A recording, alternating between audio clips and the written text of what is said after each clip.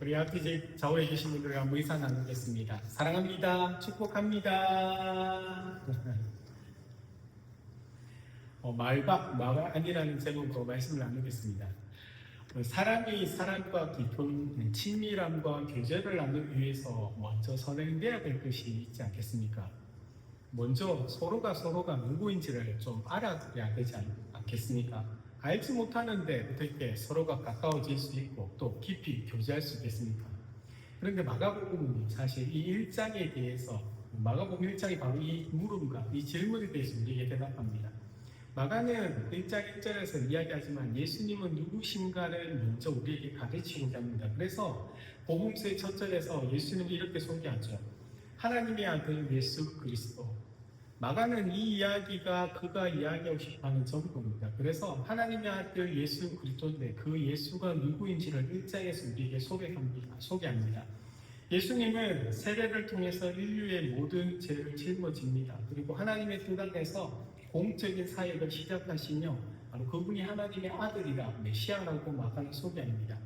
예수님은 때가 찼고 하나님의 나라가 가까이 왔으니 회개하라고 그렇게 선포하십니다. 그리고 제자들을 부르죠.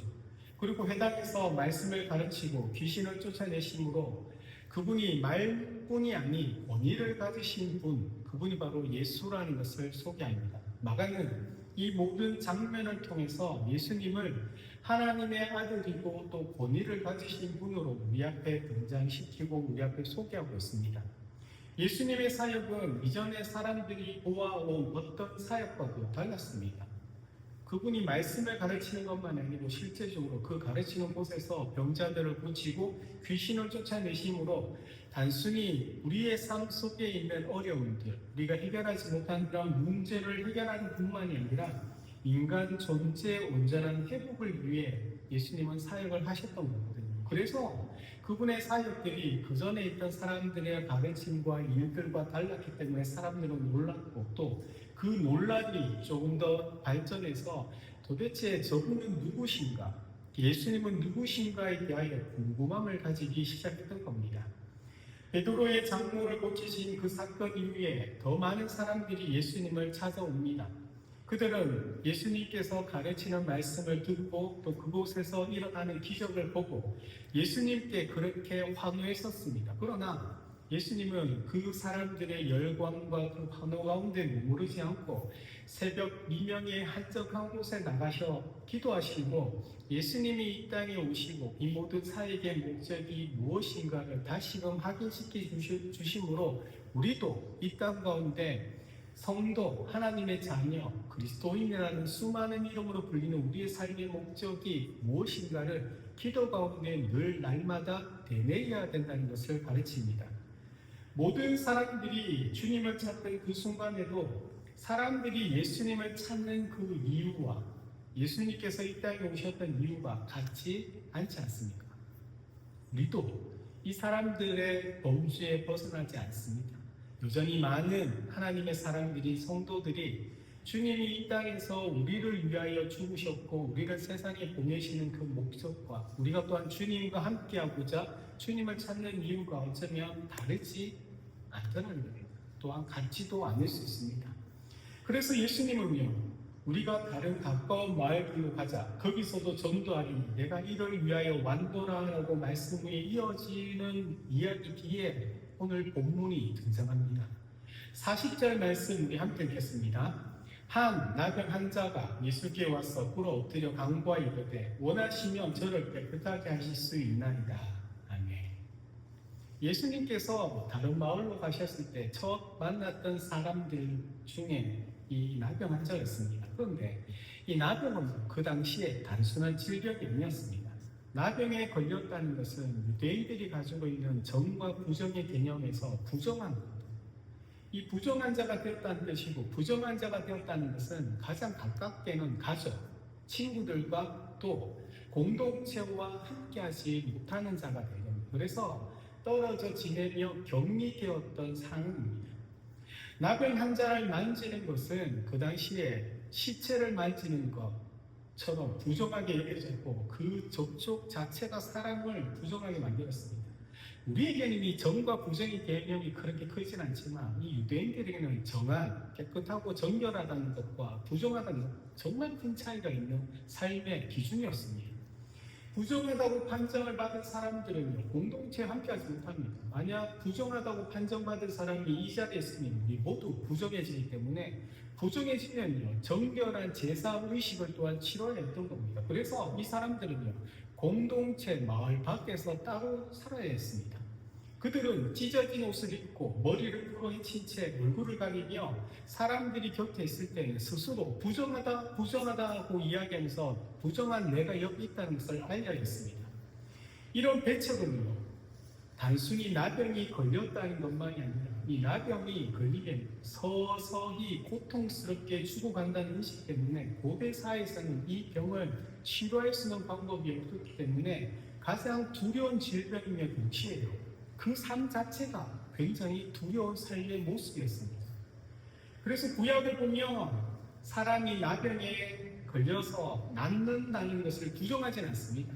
낫게 되면 제사장에게 가서 이렇게 점검받고 또 일정한 정결의식을 통해서 공동체에 회복될 수도 있었지만 실제로는 나병을 불치병으로 여겼습니다. 성경에 기록된 모든 나병의 치유는요, 인간의 노력이나 어떤 치료의 결과가 아니라 하나님의 전적인 계획과 하나님의 은혜로 이루어진 사건이었습니다. 그런데 그런 나병 환자가 지금 예수님께 나왔던 겁니다. 그가 예수님께 나왔던 이유는 무엇이겠습니까? 그 또한 예수님의 소문을 들었던 겁니다. 병을 고치는 것과 귀신을 쫓아내는 것과 그분이 말씀을 가르치는 것입니다. 그래서 이 접근은 단순한 것이 아닙니다. 그가 예수님에 대하여 들었다고 해서 쉽게 예수님께 나올 수 있는 그 사람이 아니라는 겁니다. 그는 그 당시에 가지고 있던 사회적인 모든 규범과 법칙과 이런 것들을 넘어선 두려움을 가지고 있지만 그 두려움을 가지고 그것을 넘어선 결단 가운데 지금 예수님 앞에 나왔던 겁니다. 나병 환자가 예수님께 가까이 나오는 것은 그는 지금 자신의 생명을 담보로 나오는 것입니다. 이것을 알면서도 담대히 예수님께 나와서 그가 하는 말이 이것이 원하시면 저를 깨끗하게 하실 수 있나요? 이 말에는 어떤 의미가 있겠습니까?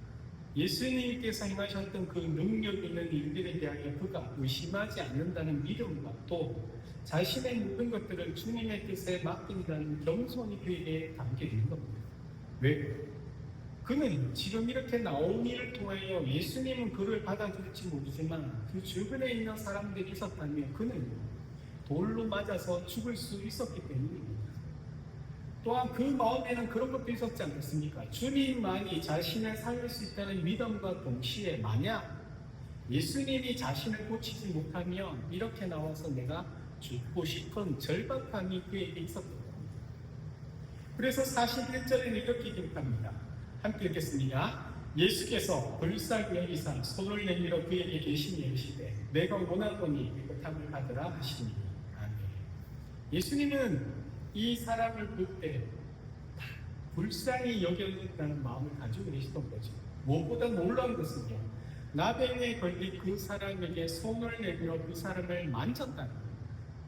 이 유대의 율법에 따르면 이 나병을 만진다는 것은 시체를 만지는 것과 똑같은 것으로 자신을 부정하게 만드는 행동이거든요. 그런데 이 나병을 만지고 나병 환자가 같은 곳에 있는 공간에 같은 공간에 있는 것만으로 모두가 부정해지는데 예수님은 나병 환자를 만졌는데 예수님은 부정해지고 또 더럽혀지기보다 오히려 이 부정한 나병이 정결케 되는 일이 일어나게 됩니다. 그래서 마가는 오늘 이 본문 앞에 예수님께서 많은 병자를 고치고 귀신을 쫓아낸 이 모든 사건들을 통해서 예수님이 말씀을 가르치는 분이 아니라 권위를 가진 분, 그것이 1장 1절에서 하나님의 아들이라고 소개를 합니다. 그러나 오늘 본문에서는요, 이 나병 환자의 치유를 통하여 예수님이 단지 권위를 가지신 분을 넘어 그분이 곧 하나님이심을 드러내는 사건이 바로 오늘의 사건입니다. 왜냐하면 나병, 부정을 깨끗게 할 수 있는 분은 오직 하나님밖에 없기 때문입니다. 부정한 나병 환자를 만졌는데 예수님이 부정해지는 것이 아니고 그 나병 환자가 나음을 입었다는 것은 바로 곧 예수님이 하나님이란 사실을 우리에게 전해주고 있는 겁니다.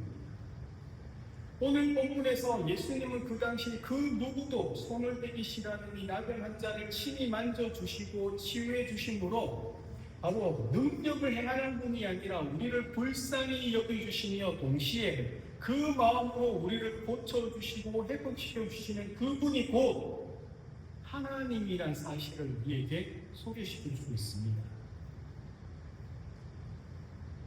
아가는요, 이 사건을 통해서 우리에게 지금 이야기를 하고 있습니다.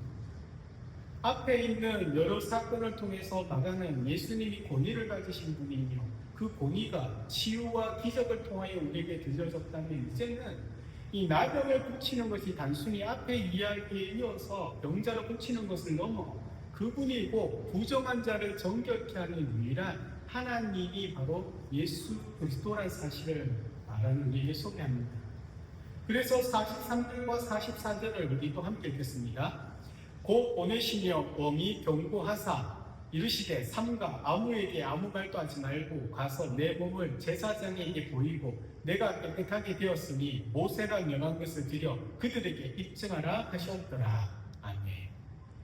예수님은 이 기적에 대해서 엄히 경고하고 잠잠할 것을 명령합니다.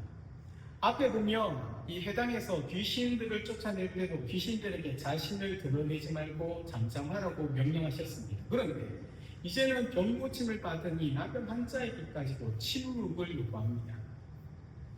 귀신들을 잠잠하게 하시는 것과 마찬가지로 이 예수님께서 나병 환자에게 침묵하라는 말은 이 예수님께서 메시아이신 그 신분을 아직 드러낼 때가 되지 않았기 때문입니다. 당시 사람들은 이 로마의 압제에서 자신들을 해방시켜줄 정치적 메시아를 기다리고 있었거든요. 그런데 예수님이 지금 병자도 고치고 귀신을 쫓아내고 심지어 나병 환자까지 치유하는 이 사건을 보면 이 사람들의 기대가 바로 예수님이 이 땅에 오셨던 그 목적과는 다를 수 있더라고요. 이런 기대 속에 예수님의 기적은 쉽게 왜곡될 수가 있습니다.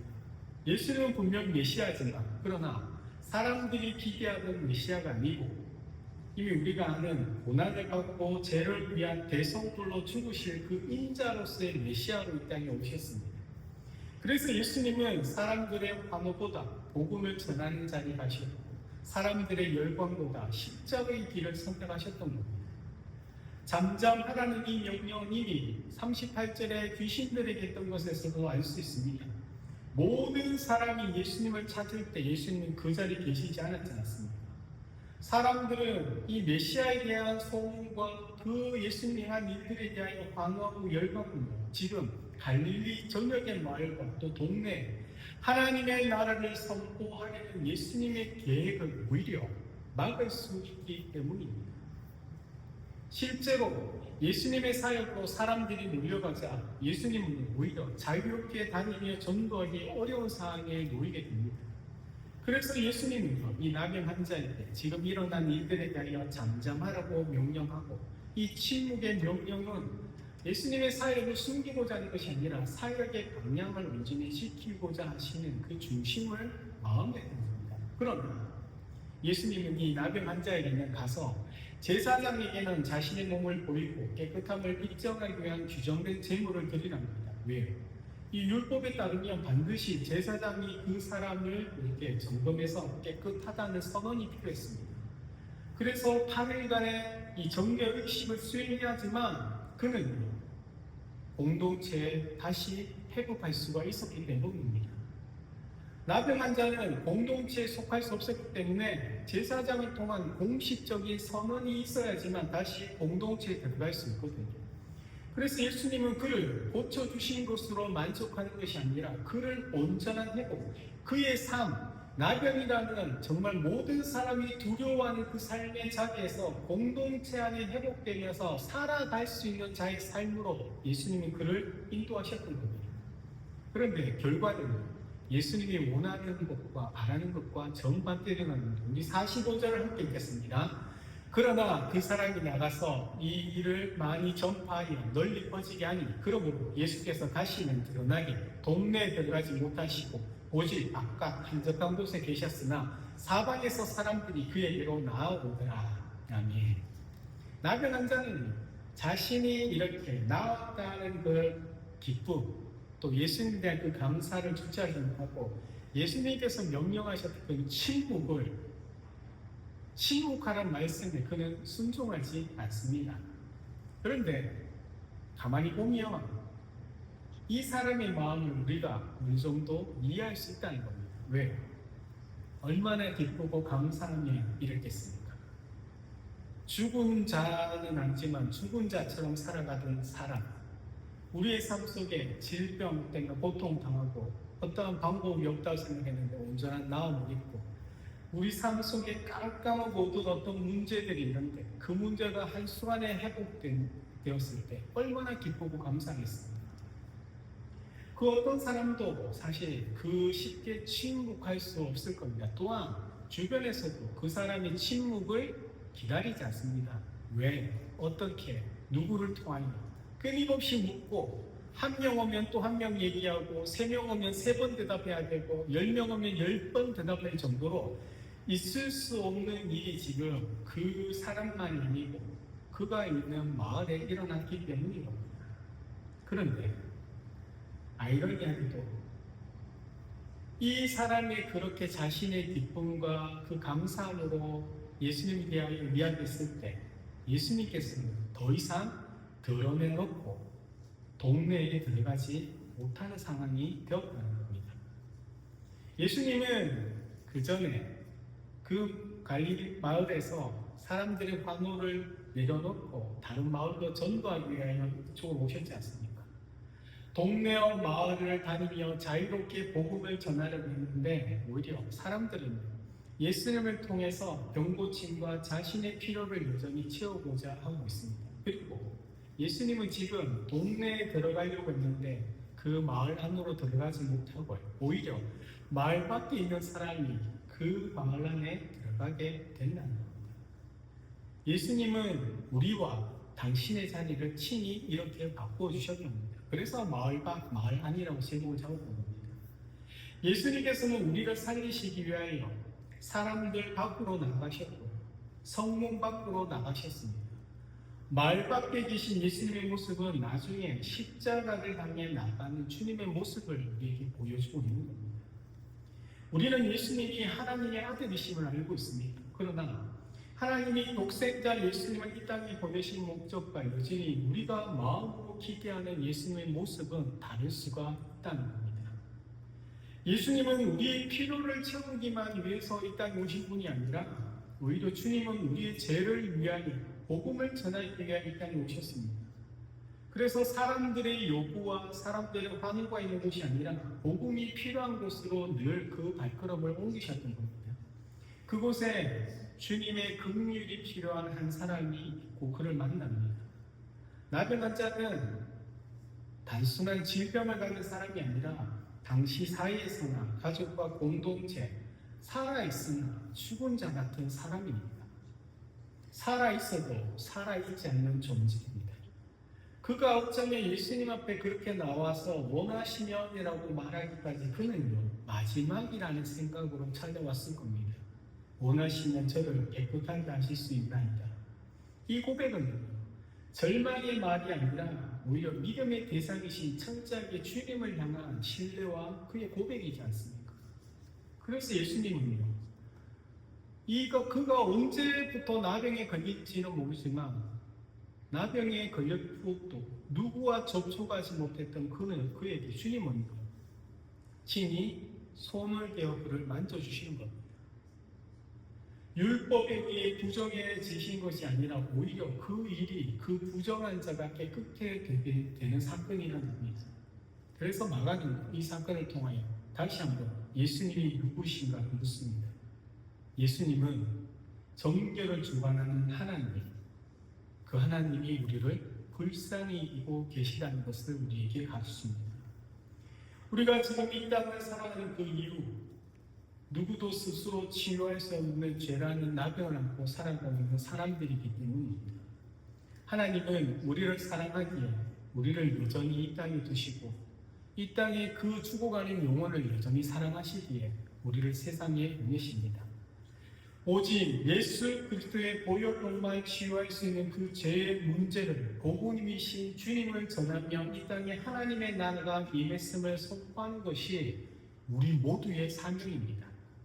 그런데 오늘날 우리 시대는 성도가 잃어버린 것 중에 가장 큰 것이 바로 빛과 소금인 겁니다. 세상의 빛이 우리 안에 계신 주님을 온전히 보여주지 못하고 우리가 세상에 썩어져가는 그 모든 것들에서 그것을 깨끗하게 정결하게 막아내는 삶을 살지 못하게 하는 겁니다. 세상의 어둠을 밝히고 썩어지는 세상을 정결화시키는 유일한 빛 되신 분이 주님이 우리 안에 있는데 그런 주님을 품고 살아가는 우리가 예수님의 모습을 세상에 보여주지 않는다는 겁니다. 왜요? 우리의 삶의 모습이 주님을 따르는 것이 아니라 세상을 따르고 있기 때문인 겁니다. 말은 예수 그리스도, 교회, 사랑, 전도, 복음, 생명, 영생, 천국을 이야기하지만 우리의 발걸음은 늘 세상을 향하여 사람들이 걷는 그 길을 동일하게 걸어가고 있더라는 겁니다. 그런데 주님은 이 땅에 오셔서 사랑으로 우리에게 다가와 주십니다. 주님의 그 사랑이 우리가 서 있어야 될 자리를 주님은 당신의 자리에 우리를 양보하시고 우리의 자리에 주님이 서 계신 겁니다. 마을 밖에 살아갔던 우리가 주님 때문에 마을 안으로 들어왔는데 주님은 마을 안에 있는 자들을 위해서 마을 밖으로 나가셨던 겁니다. 주님은 우리가 십자가에 달려야 되는데 우리 대신 십자가에 달리고 우리는 십자가 밑에 또한 생명으로 우리를 구원해 주셨던 겁니다. 이 사랑으로 세상을 섬기는 저와 여러분들이 바로 주님이 우리를 원하는 삶의 모습이라는 겁니다. 주님이 잠잠하라 하셨음에도 불구하고 너무 감사하고 기뻐해서 소리칠 수밖에 없던 이 나그만 자의 기쁨이 사실 우리의 기쁨인 것을 꼭 기억하시기 바랍니다. 우리도 함께 이 기쁨에 참여할 수 있도록 정말 우리를 통하여 예수 그리스도가 정말 사람들에게 증거되고 전파되는 주님이 우리를 위하여 자리를 바꿔주셨던 것처럼 그들 또한 죽음의 자리에서 생명의 자리로 바꿔질 수 있도록 예수 그리스도가 그들의 구주가 될 수 있도록 끊임없이 우리의 말과 우리의 삶의 모습으로 우리가 살아가는 모든 순간이 바로 복음을 위하여 살아가는 저와 여러분 되시길 예수님의 이름으로 축복드립니다. 그것이 우리 안에서 가장 큰 기쁨이라는 것을 꼭 여러분이 먼저 누리며 그 누리는 복들을 세상에 흘려보낼 수 있기를 우리 주의 이름으로 축복드립니다. 아멘.